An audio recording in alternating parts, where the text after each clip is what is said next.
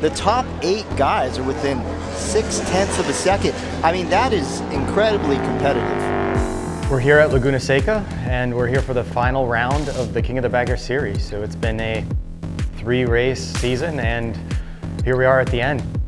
We started in earnest here when we came here to test in the spring, and now we're closing out the series. You know, I didn't think Kyle was going to be battling for P1 today, but I didn't either. I mean, he's putting in some laps. 1/10 off. Wow, he's backing it in there. Heroic efforts. Hashtag hurting for certain. There's no doubt. I mean, he's going out there to win this championship when otherwise he would not, should not be out there.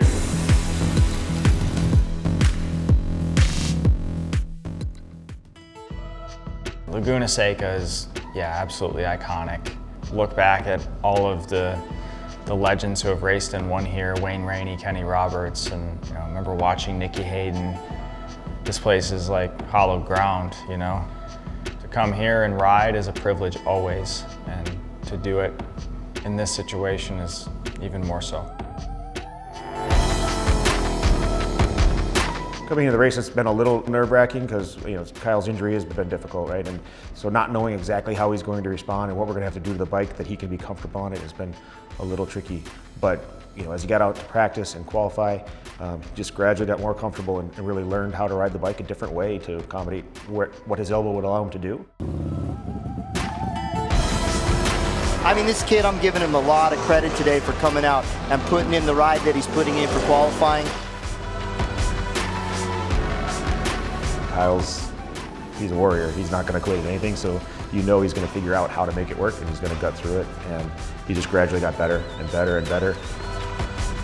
Travis, same story. We spent a lot of time with him leading up to this race, extra testing, getting him really comfortable on the bike, and it made a huge difference, and his confidence level was high coming in. It reflected in his qualifying times, and he was running very, very strong and got on that pole position after Q1. Just really solid performances from both.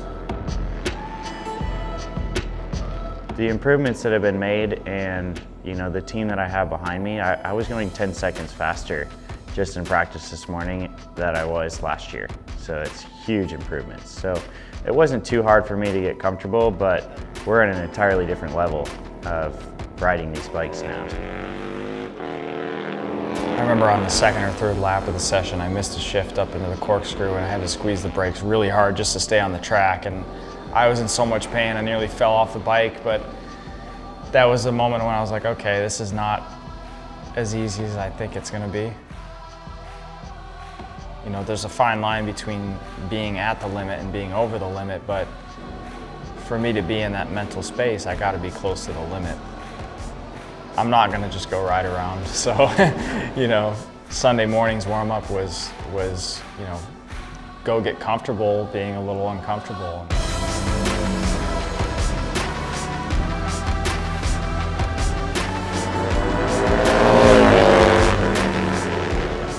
The first flying lap, Kyle comes by with a thumbs up to the team, and we knew it was gonna be okay.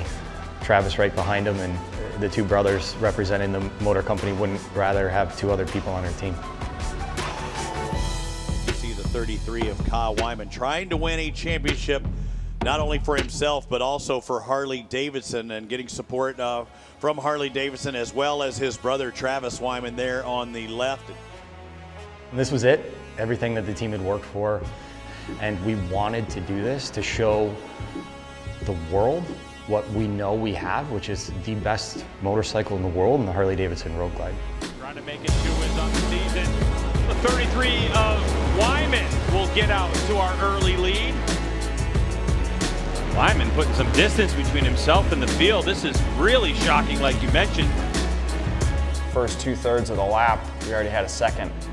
It's like, okay, so that was a clean lap, fast lap. Let me put in one more heater and see where we're at, because I expected a fight today. I expected to have Tyler and Barney and Travis right there. Man, this Harley-Davidson Screamin Eagle team must have found something from qualifying to now. I can't imagine the discomfort or even pain to move back and forth across the bike. It's a 650 30-pound motorcycle back and push that around the track and fling yourself across it side to side. So, I mean, just the mental strength to do that is really high. But look at the lead he's got, Gray. How about a 31.9? We're going quicker than we qualified, yes. That is insane. I mean, those times are incredibly fast for someone who's got a bum elbow at best. His lead is 5.3 seconds over O'Hara.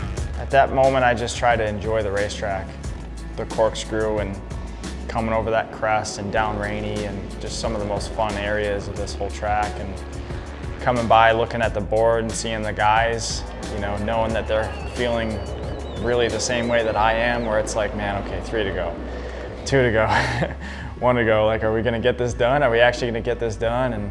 And this last lap coming down Rainy, it was like, yeah, this is what we've been all working for. And coming out of that last corner and seeing the whole crew cheering, and it's the best feeling in the world. The checkered flag awaits. And Kyle Wyman will win the race here.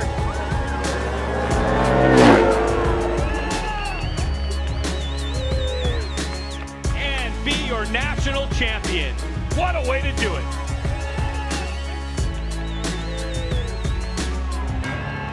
National champion Kyle Wyman. Kyle finishing first and winning that championship for Harley-Davidson, it's been a long time.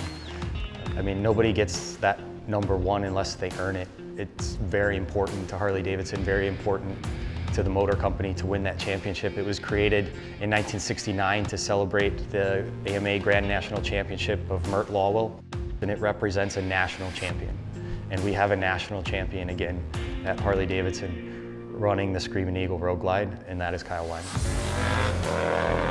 He came here with one mission, he accomplished that goal, and now he can head home with that Mission King of the Baggers Championship in his back pocket. Growing up in a Harley-Davidson dealership, road racing, all sorts of different brands, never thinking I'd ever race a Harley again. Here we are, champions of the King of the Baggers Championship. It seems surreal, like it. I mean, I can't believe the season's already over. Like, I don't think that it has even fully hit me yet that I am a factory Harley-Davidson rider. It's like I've been so busy and we've had so many races, and it is kind of like a, you know, a dream. I wish my grandpa was still around to see us, you know, and to see that we're at the level that we're at racing for Harley-Davidson now, it's like it's almost all kind of paid off. A dream come true for sure.